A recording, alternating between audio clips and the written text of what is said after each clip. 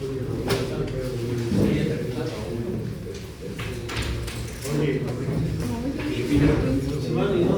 sí, es cierto. Ay, Dios mío, que ya no vi nada con ¿Qué se necesita para hacer un diagnóstico? A ver, los que no traigan el uniforme de una vez fuera. ¿Esto es tu uniforme?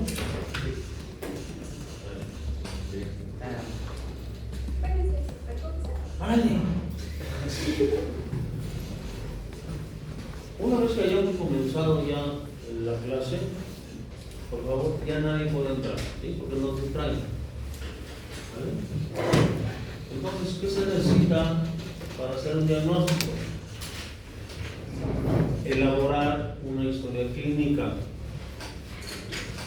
Nunca jamás podrán diagnosticar a un paciente si no hacen la historia clínica. Es fundamental. Entonces, vamos a ver, como dijo el ciego, ¿en qué consiste la historia clínica?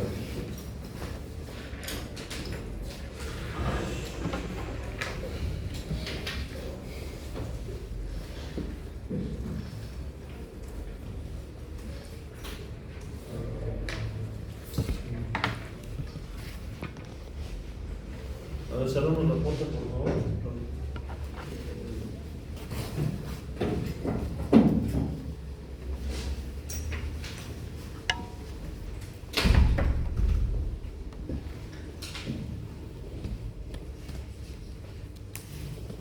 La historia clínica, primero es un documento. Buenos días, doctor. ¿Vamos a pasar? Pásenle pues, pero no están interrumpiendo. Perdón. Es un documento médico legal.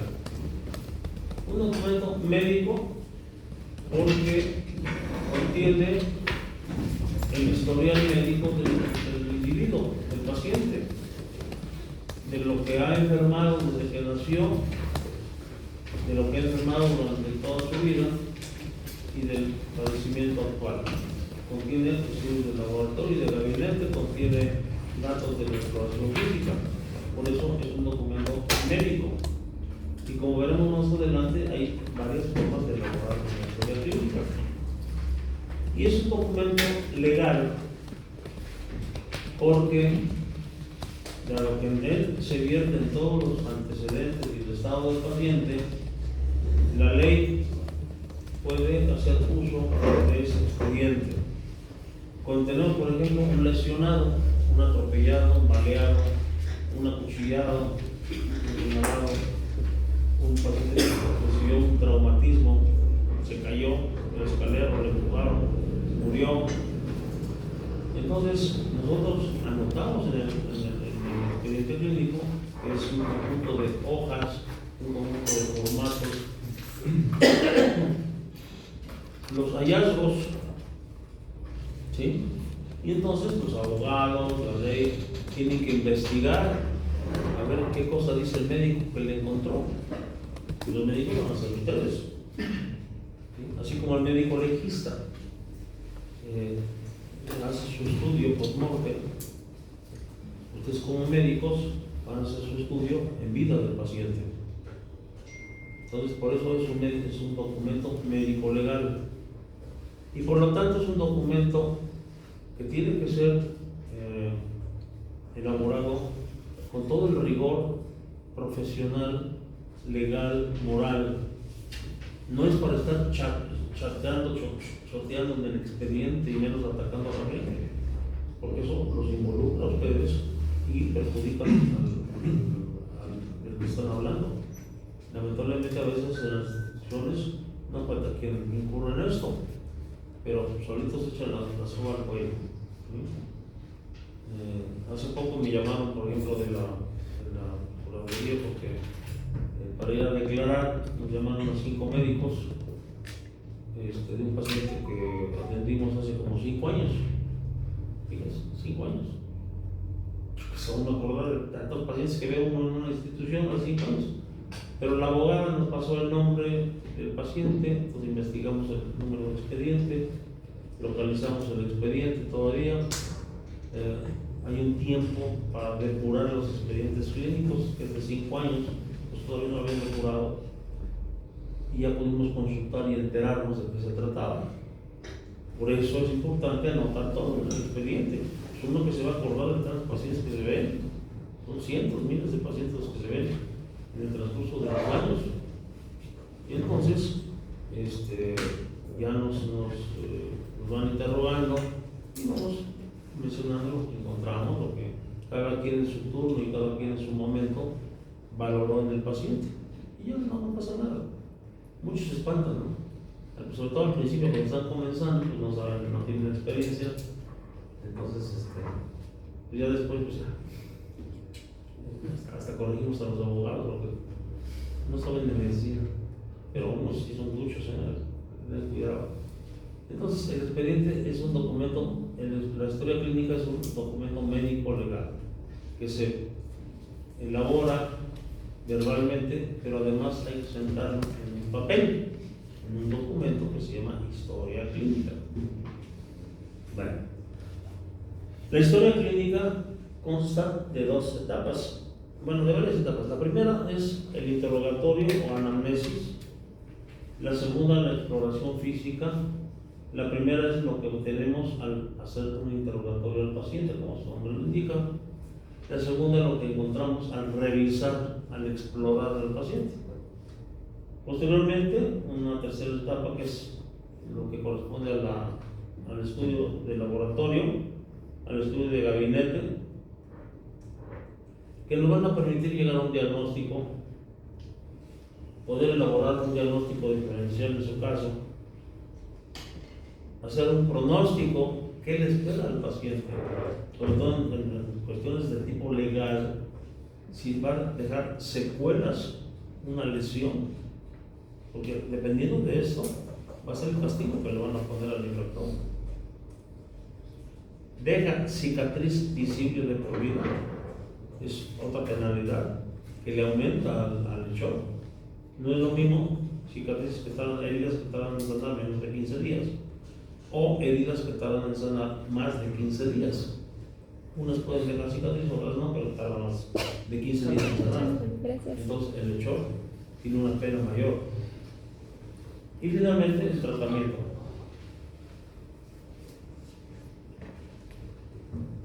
¿Vamos bien? Sí. Bueno.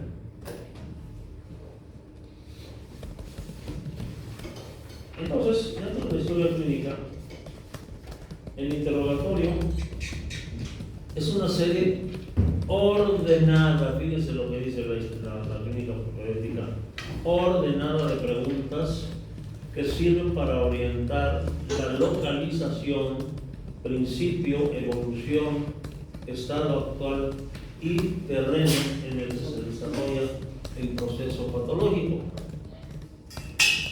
El interrogatorio puede ser directo o indirecto.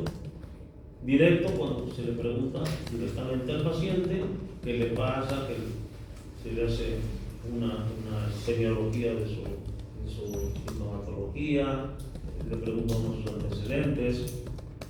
Pero vamos a suponer que es un niño de 8 meses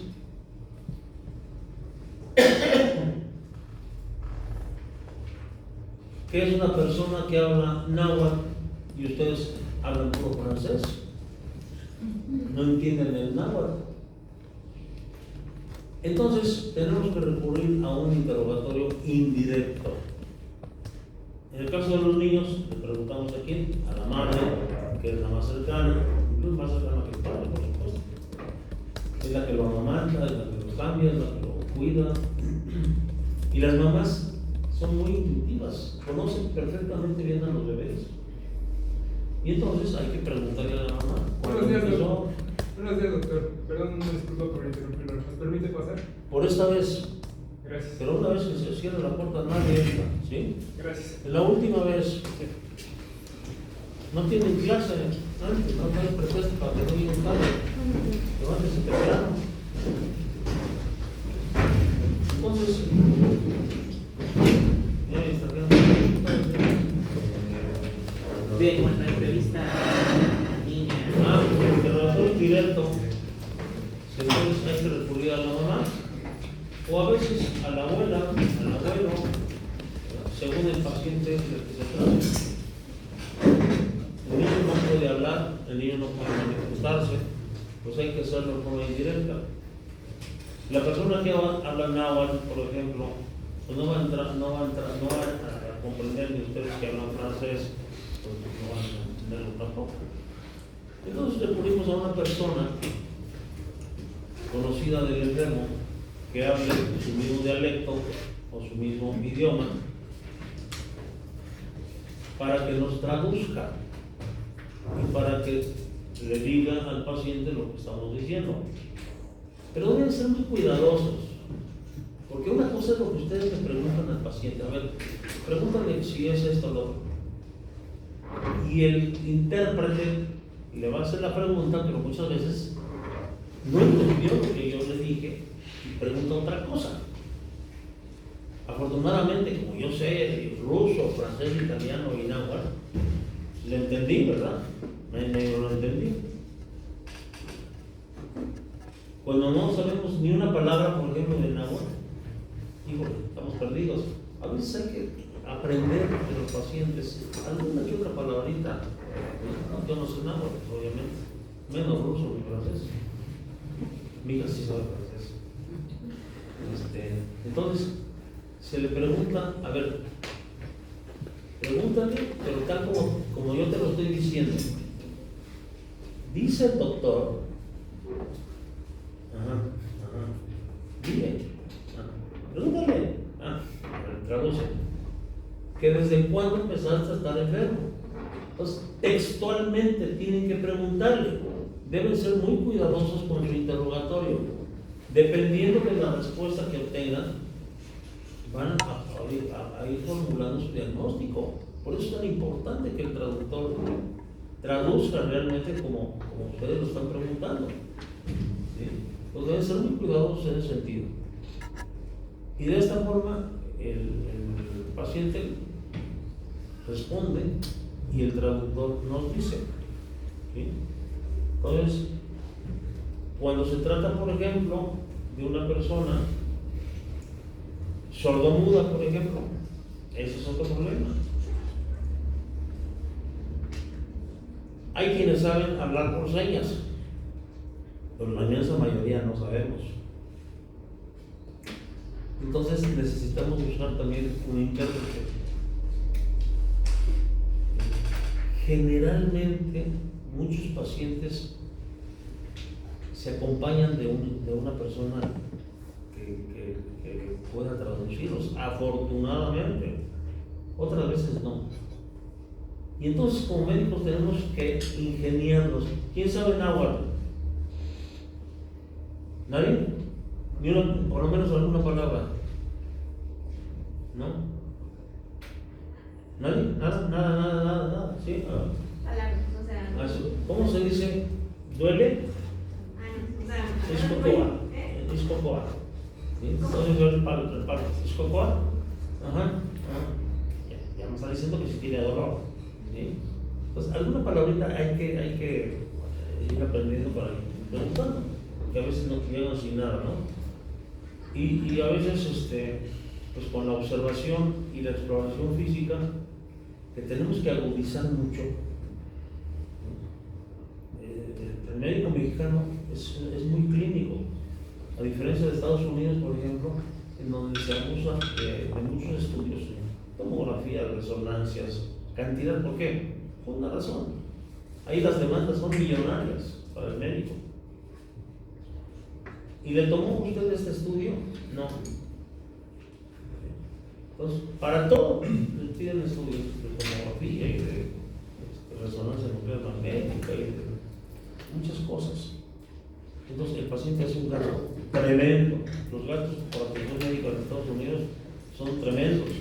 Por eso, la mayoría debe tener un seguro de gastos médicos mayores en Estados Unidos. O busca un empleo que les dé un tipo de seguro para poder atender su salud o su enfermedad. Aquí en México tenemos que agudizar nuestra clínica, porque muchos pacientes no pueden solventar gastos de estudios y algunos estudios sofisticados. Entonces tenemos que hacer muchos diagnósticos clínicos. Una apendicitis, por ejemplo, yo la puedo diagnosticar en 3 minutos. A estas alturas, con toda la experiencia que ya tengo, a mí no me cuesta ningún trabajo y puedo decir en qué posición está el apéndice y todo eso. Y no es jactancia, es simplemente que pues ya los años me han enseñado esto. Pero si están en Estados Unidos, obligadamente pidan una tomografía y en su examen de ENAR para las residencias médicas, una de las preguntas que les hacen es: ¿qué estudio solicitaría para hacer diagnóstico de apéndice aguda? Historia clínica, ultrasonido, tomografía. Contesten tomografía. ¿Por qué? Porque es lo que en Estados Unidos piden. Deben demostrarlo. Yo digo: ¿tienes apendicitis? O creen en mi palabra o no me la creen. No hay otra. ¿Sí? Puedo demostrarlo explicando teóricamente por qué pienso que tengo una apendicitis aguda. Hay signos y síntomas que me hacen pensar que tenga una apendicitis la persona, sin mayor problema. ¿Sí? Y todo esto lo irán aprendiendo conforme pasen los años. Ustedes van a salir de la Facultad de Medicina, van a hacer su internado, su servicio social y se van a titular y van a recibir un diploma que dice médico, cirujano y partero. Ajá. Esto no los hace médicos de ninguna manera. Tienen un papel que dice que son médicos. Ser médico es más que un simple título, más que una simple cédula. Ser médico es otra cosa mucho más superior que esos dos papeles. ¿Sí?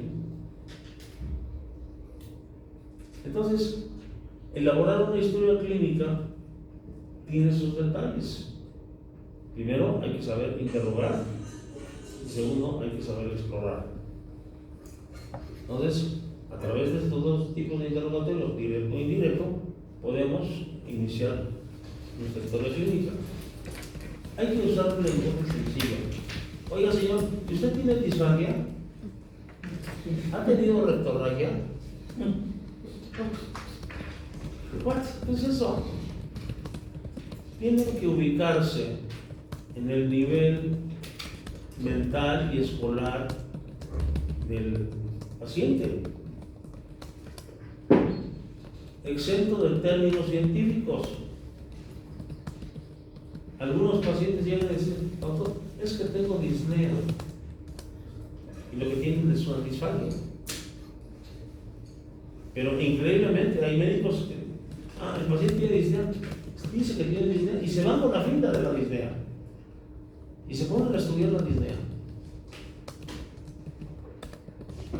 Entonces, tampoco hay que aceptar todo lo que el paciente diga, sobre todo en términos médicos, porque a veces, muy frecuentemente, se confunden, dicen unas cosas por otras. Cada pregunta debe reportar una utilidad. No se hacen preguntas al azar, no se hacen preguntas por preguntar, no se hacen preguntas por curiosidad, no se hacen preguntas porque no saben qué preguntar. Toda pregunta tiene un propósito. Ninguna pregunta es inútil. Todas las preguntas llevan el propósito de investigar algo.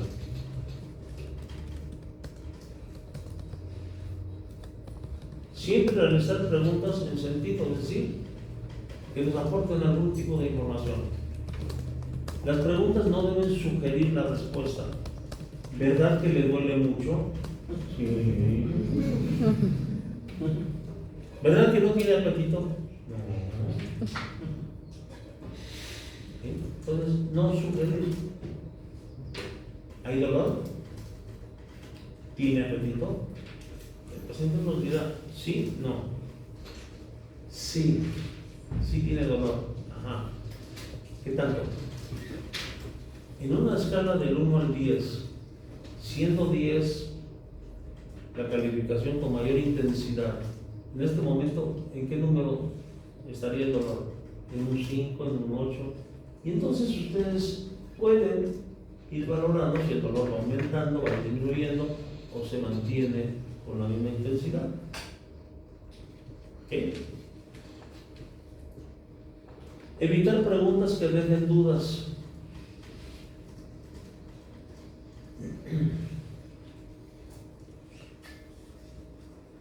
¿Se han fijado si orina sangre? No. ¿O sí? ¿No qué? ¿No se han fijado? ¿O no orina sangre? Sí. ¿Sí qué? ¿Sí se han fijado? ¿O sí orina sangre? ¿Sí me doy a entender? Entonces, debemos ser muy cuidadosos con cómo preguntamos y qué preguntamos. El interrogatorio debe ser ordenado, metódico y completo. Entonces, ya estamos tocando las palabras que usamos para interrogar. Más adelante vamos a ver el orden en que usamos nuestro interrogatorio. Hay que hacer un interrogatorio por aparatos, comenzando por el aparato digestivo, el aparato respiratorio, cardiovascular, clínico-urinario, musculoesquelético y nervioso. Insisto, todo eso lo tienen en sus libros, no es necesario que estén copiando nada, ¿sí? Para que no se distraigan, pongan atención. Está exactamente en su libro. Yo se los transito acá porque ahorita por el momento no tienen los libros. No pueden preguntar de digestivo y luego de clínico-urinario y luego respiratorio y luego otra vez digestivo. No. Empiezan por digestivo, terminan todos digestivo. Pero ¿con qué aparato vamos a empezar? Aquí dice que digestivo, bueno, este es el orden. Siempre será este orden. Vamos a suponer que ahorita viene la señora porque tiene ardor al orinar. ¿Sí? Desde hace 4 días orina y le arde.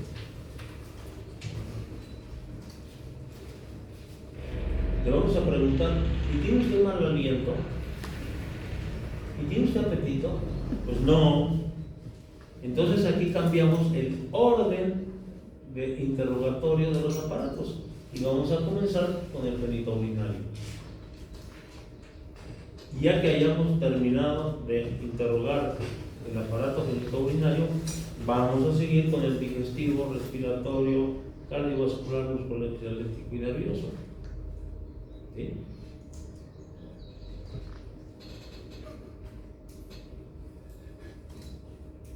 ¿Desde cuándo le arde al orinar?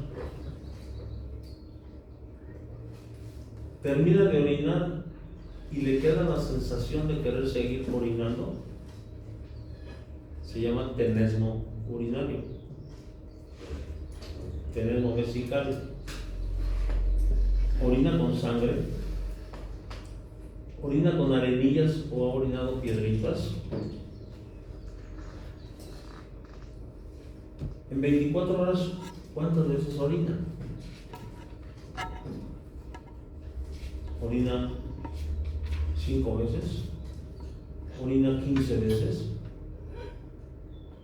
Cada vez que orina, ¿cómo qué cantidad de orina? Le llaman orinar a cada rato, me llaman orinar a cada rato, doctor. De a poquitos, pero cada rato como 30 veces.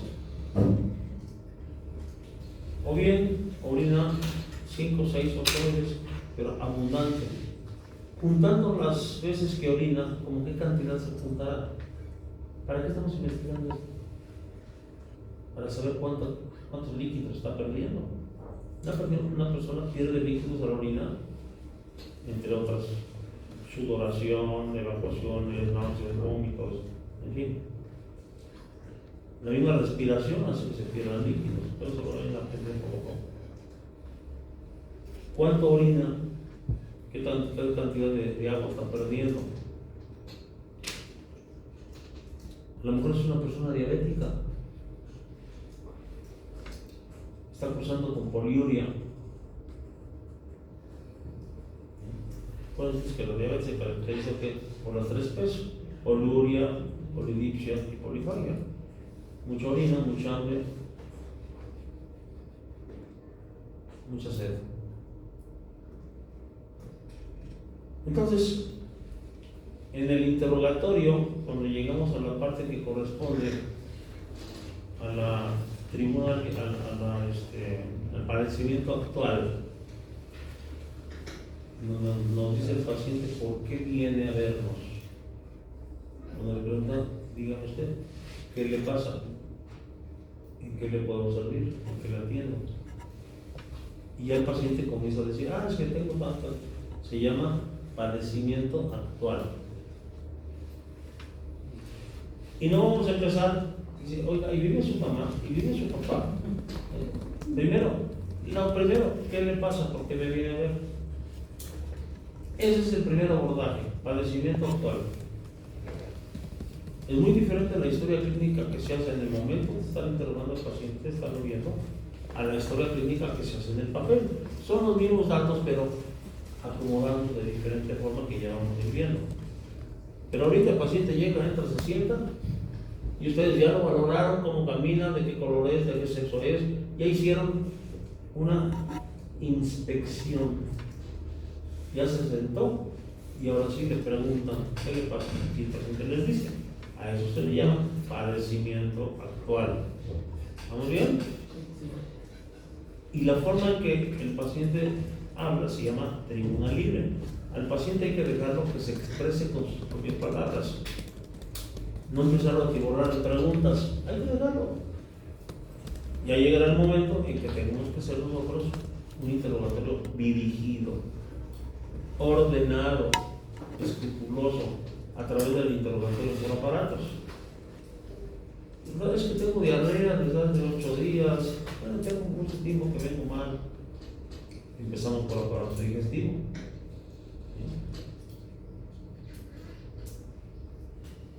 Y le damos tribuna libre que nos diga. Pero si nos dice que es un problema urinario, hacemos interrogatorio de genito urinario. Ya terminó el interrogatorio, vamos al digestivo, respiratorio, etc. Y entonces, al empezar a hacer el interrogatorio de digestivo, que la paciente no nos mencionó nada de digestivo, vamos a investigar si existe alguna patología digestiva. El interrogatorio por aparatos tiene como propósito investigar si existen patologías en alguno de esos aparatos o sistemas. ¿Tiene usted mal aliento? ¿Le han dicho que le huele mal la boca? No. ¿Está bien? Pero el paciente le dice, sí me huele mal la boca. Sí me han dicho que tengo mal aliento.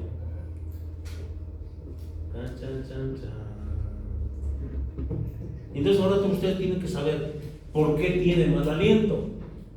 ¿Cuál es la causa del mal aliento? ¿Qué lo está provocando? ¿Sí? Si tiene mal aliento, ¿qué van a tratar? Si no saben las causas del mal aliento, se van a quedar así, como tanto médico mapuche que hay.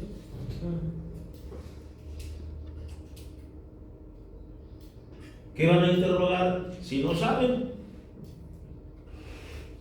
¿Cuáles son las causas del mal aliento? ¿Tiene usted catarros frecuentes? ¿Le han dicho a usted si sufre de sinusitis? ¿Si tiene dolor a los lados de la nariz, en la frente? ¿Sufre mucho de catarros? Abrimos un poco la puerta, por favor. ¿Se enferma seguido de la garganta? ¿Tiene usted dientes picados?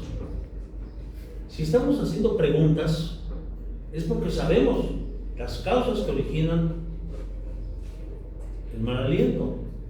Entonces tenemos que investigar qué causas lo están originando. Pero si no sabemos qué lo origina, pues ¿cómo vamos a preguntar? Entonces, quien no sabe preguntar, quien no tiene conocimiento de qué preguntar porque no estudió, pues no va a preguntar nada. No va a saber por qué tiene mal aliento. ¿Tiene usted algún diente, alguna muela picada? sufre de anginas frecuentemente, se le regresa el alimento o el jugo gástrico del estómago hacia arriba. Entonces estamos investigando reflujo gastroesofágico, amigdalitis, faringitis, rinorrea, si está constantemente moqueando, tiene catarro, tiene moco, si tiene dientes picados, si las encías están inflamadas, si tiene una gingivitis. Estas son causas de mal aliento. Si el señor o la señora o el niño o la niña no se lavan los dientes después de cada alimento. Por cierto, cuando estén de internos, orden siempre una pasta y un cepillito portátiles para que entre el turno se lave se cepille la boca. Como internos van a estar estresados todo el tiempo, tienen que aprender a manejar su estrés.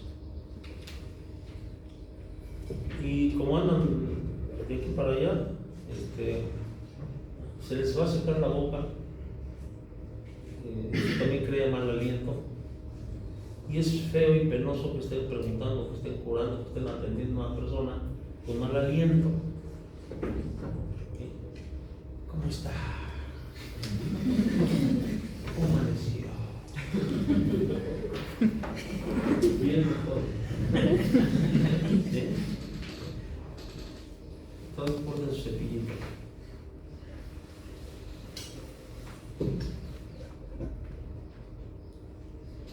La siguiente pregunta, estamos en la parte digestiva, no se pierdan. Y todas las preguntas que siguen tratan de investigar desde la boca hasta el ano si existe alguna patología. La siguiente pregunta, ¿tiene dificultad para deglutir los alimentos? Sí, no. ¿Qué estamos investigando? Patología de faringe, patología de esófago, que puede ser una esofagitis, puede ser una estenosis esofágica, puede ser la presencia de estenosis de úlceras esofágicas, reflujo gastroesofágico. Estamos investigando patología de ese segmento del tubo digestivo. Cuando usted come, siente que le pasa el alimento al estómago o siente alguna presión en el pecho. Hay problemas como la calasia, como las estenosis a nivel del esfínter esofágico inferior, que van a impedir que los alimentos pasen luego al estómago y se queden atorados en el estómago.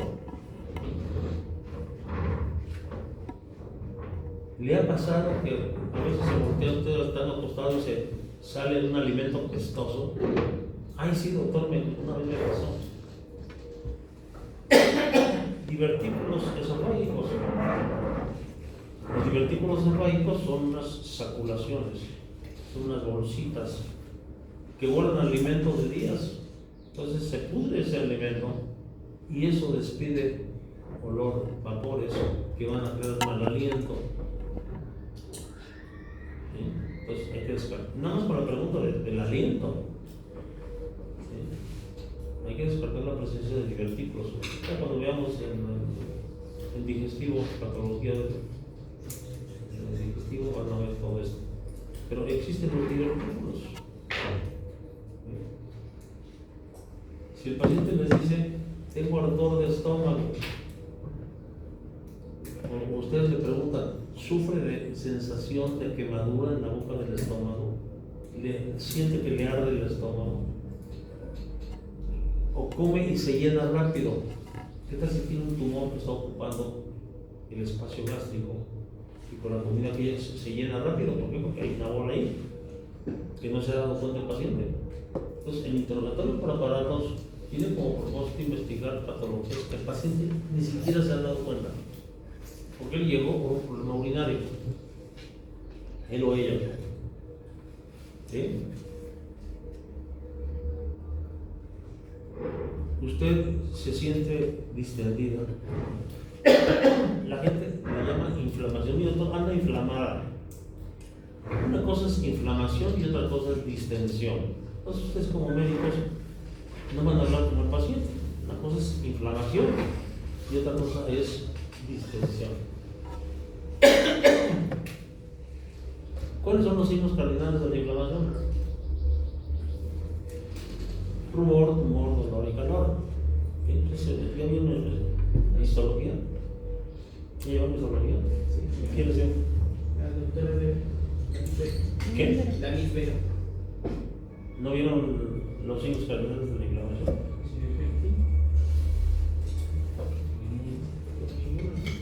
Pero ya se les olvidó. Entonces no les enseñó que es rubor, tumor, dolor y calor.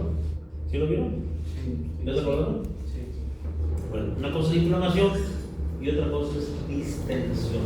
La distensión es por gases. El intestino se distiende. Ahí me llegan a ver algunas mujeres y doctor, parece que estoy embarazada, parece que tengo 6 meses de embarazo. Y sí, no las rinoceras. ¿Por qué? Porque tienen distensión del colon, tienen una enfermedad del colon, un intestino irritable, generalmente. Y muchos llaman colitis, para todos le llaman colitis, ¿no? No estudiaron medicina. En fin, están distendidos. ¿Cómo son sus evacuaciones? Formadas, líquidas, pastosas, en bolitas, en pedacitos. Hay una escala que se llama escala de Bristol, que ustedes deberán entender en sus consultorios. A ver, ¿cómo hace cacao? ¿Cómo hace popó usted? Tiene que hablar con cierto tacto con algún tipo de pacientes. No le van a decir, a ver cómo caga usted. En algunos pacientes yo sí les digo así, cuando son personas así que hablan así, que algunas me ven a ver de algún rancho o lo que sea, hablan abiertamente de esa forma, porque están acostumbrados a hablar así. Entonces, yo puedo hablarles también así. No les voy a decir, oiga, ¿cómo son sus defecaciones? ¿Cómo hace popó usted? A ver, señálame de la escala. Hasta así. Y ahí se dan cuenta si las evacuaciones son asientadas, si son sueltas, son en pedacitos, en fin.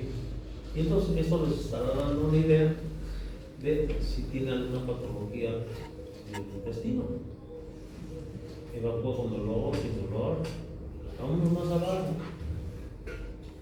Ha sangrado cuando evacúa.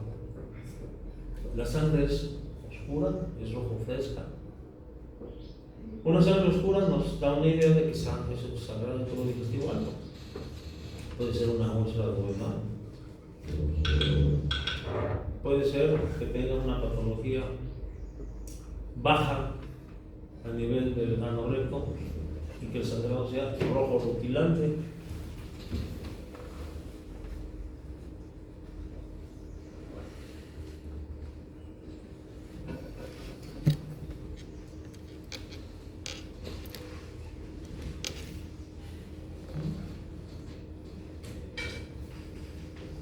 Pero eso a través del interrogatorio.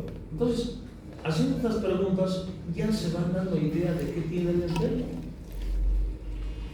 Entonces, hicimos un recorrido desde la boca hasta el ano. Y esto de interrogatorio por aparatos lo van a estudiar perfectamente bien en su libro de signos y síntomas cardinales de la enfermedad. Es fundamental que lo lean perfectamente y que lo comprendan bien, porque es lo que van a preguntar, lo que van a hacer. Interrogatorio por aparatos. ¿Okay? Ya terminaron el aparato digestivo, vamos con el respiratorio. ¿Alguna dificultad para respirar? ¿Tiene usted tos? ¿Se le ponen los labios azulitos o moraditos? ¿Las uñas las trae moradas? ¿Siente que le falta el aire cuando camina media cuadra? Cuando sube escaleras se fatiga usted. Cuando se agacha a mover las agujetas o levantar una cosa, se fatiga, siente que le falta el aire. Entonces el paciente puede tener disnea, que es la falta de aire, de pequeños, medianos o grandes esfuerzos. La tos puede ser tos seca, tos productiva, tos en estructuras aisladas, tos en accesos. Pues eso se investiga en aparato respiratorio. Y así en cada uno de los aparatos que van a tener que estudiar en su libro. ¿Sí? Aquí les estoy dando una guía. Que usted tiene la obligación de ponerse a estudiar cada uno de los. Ya les desglosé perfectamente bien dos: digestivo y respiratorio. Entonces tendrán que continuar leyendo los demás. Porque es lo que van a preguntarle al paciente. Ya terminaron de preguntarle esto. Van a preguntar síntomas generales. Usted ha cursado con fiebre, ha ganado o perdido, ha ganado peso, ha perdido peso. No se valen dos preguntas a la vez. ¿Ha ganado o perdido peso? Sí. ¿Sí que? ¿Sí ha ganado o sí ha perdido? No, no ha ganado o no ha perdido. No. ¿Ha ganado peso? Ha perdido peso. ¿Siente que la ropa le aprieta? Por ejemplo, la ropa blanca a todos ustedes les aprieta. Se ven los prietos, ¿no? Si le aprieta, si le ajusta. ¿Sí? O por el contrario, siente que las enaguas le bailan, ¿verdad? Entonces está perdiendo peso. ¿Qué tal si tiene un cáncer? ¿Cuánto ha perdido de peso en qué tiempo? Como 3 kilos, doctor, ¿en qué tiempo? Pues como en un mes. Se ha puesto a dieta, haciendo muchos ejercicios. No, ¿cómo no decís? Ah, caray. Cuidado. No va a tener un cangrejo por ahí, en alguna parte. Entonces tienen que investigar qué es lo que le está pasando, porque está perdiendo peso. Al contrario, está ganando mucho peso, sobre todo si es mujer. Cuidado, ¿cómo están sus hormonas? ¿Tiene trastornos en su ritmo menstrual? ¿Tiene trastornos de tiroides? Nada más por haber preguntado. Peso, sí está ganando. He subido como 5 kilos en un mes y medio, doctor. ¿Qué pasa con la tiroides? ¿Qué pasa con los ovarios?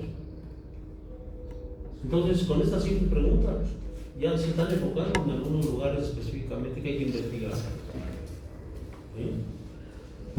Así es como se hacen los diagnósticos. ¿Sí vamos bien? ¿Ahí atrás? ¿Sí? ¿No se ha perdido? Entonces, estudiar, ahora que les llegue el libro, interrogatorio por aparatos. ¿De acuerdo? Sí. Es fundamental. Ya terminaron interrogatorio por aparatos, ya terminaron síntomas generales. Vamos a pasar. Aquí está, síntomas generales, peso. ¿Tiene usted astenia o dinamia? Es decir, tiene ganas de hacer las cosas, o anda cansado o cansada, anda con pocas ganas de trabajar, de estudiar. ¿Por qué está así? ¿Qué le está pasando a esa persona? ¿Sí? Se ha puesto amarilla de los ojos. Una vez terminado esto, vamos a pasar a antecedentes. Antecedentes personales patológicos. Es decir, desde que nació hasta ahorita, ¿qué le dijeron o qué sabe usted de lo que se enfermó?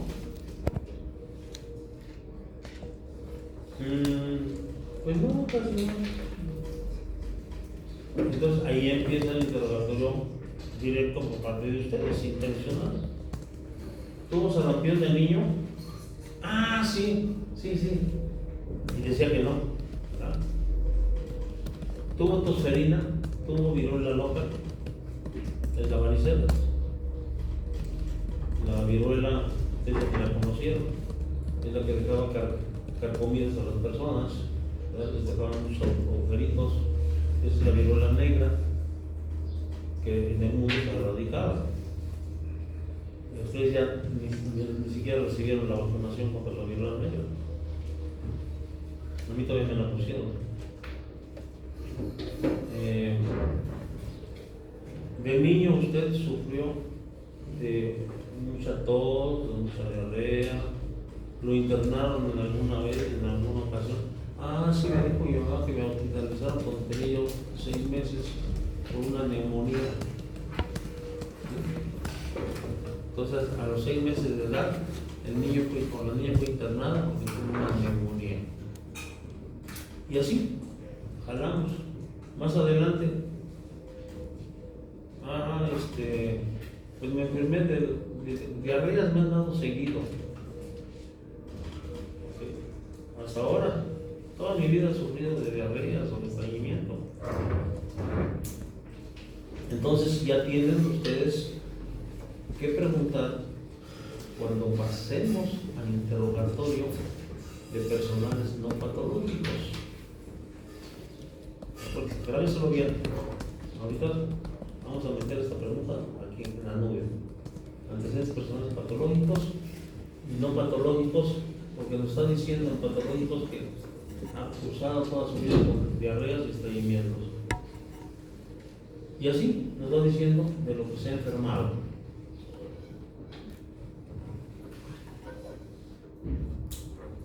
Antecedentes personales no patológicos.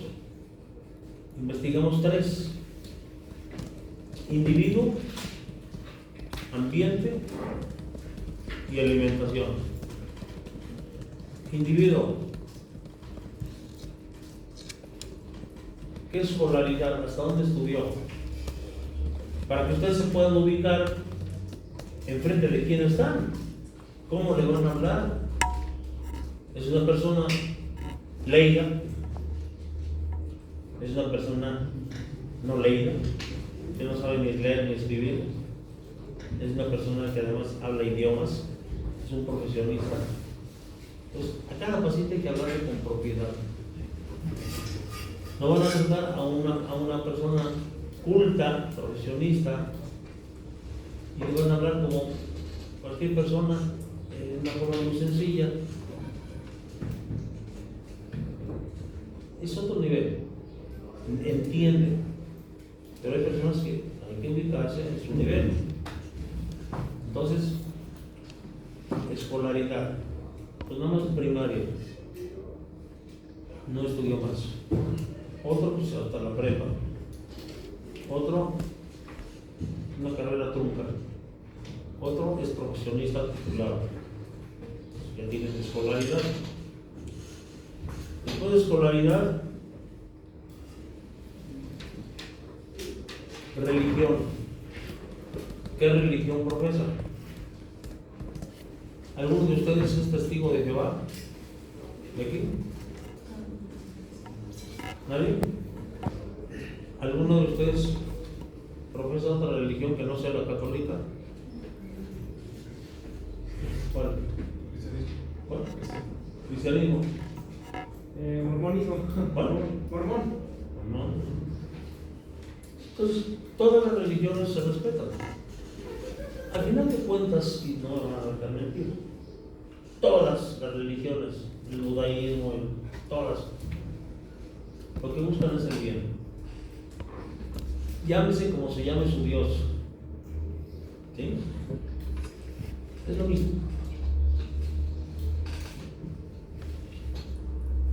Pero particularmente debemos tener mucho cuidado con los testigos de Jehová.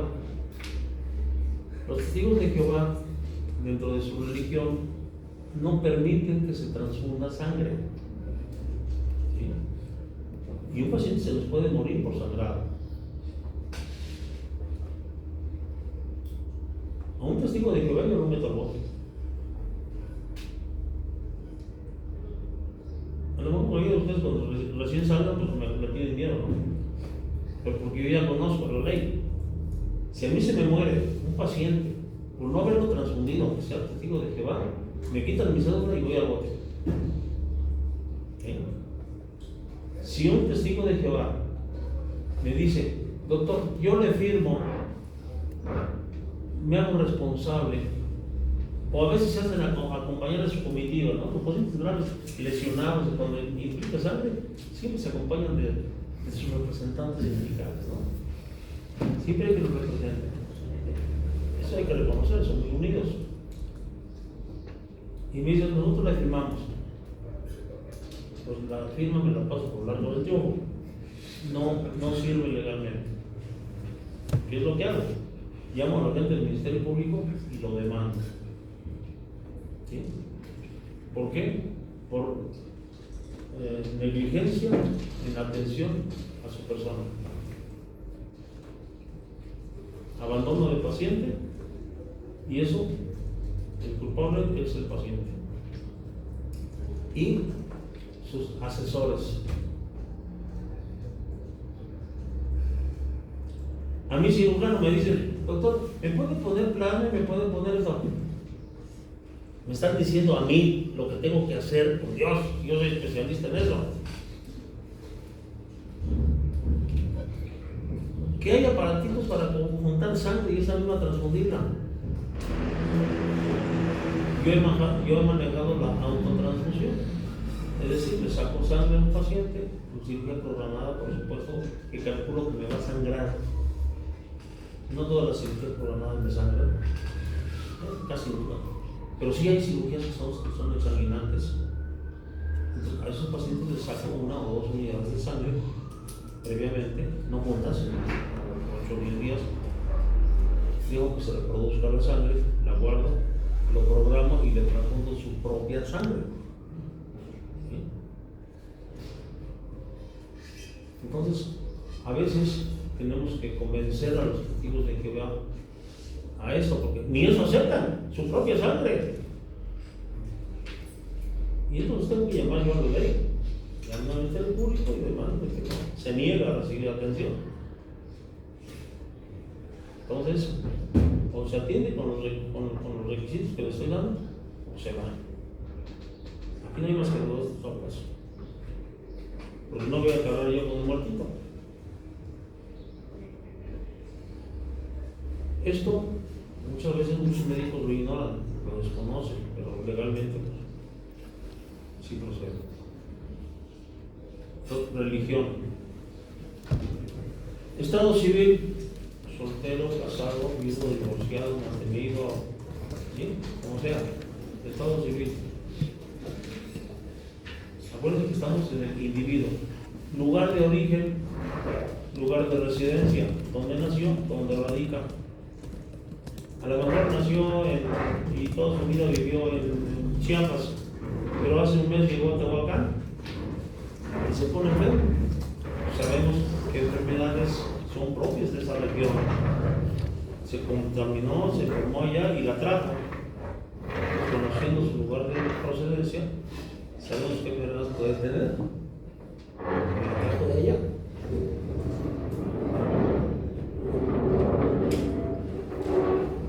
Fuman, toman, y creo que ahí lo vamos a dejar para continuar el día de mañana. Deben estar estudiando a la par, deben estar estudiando diario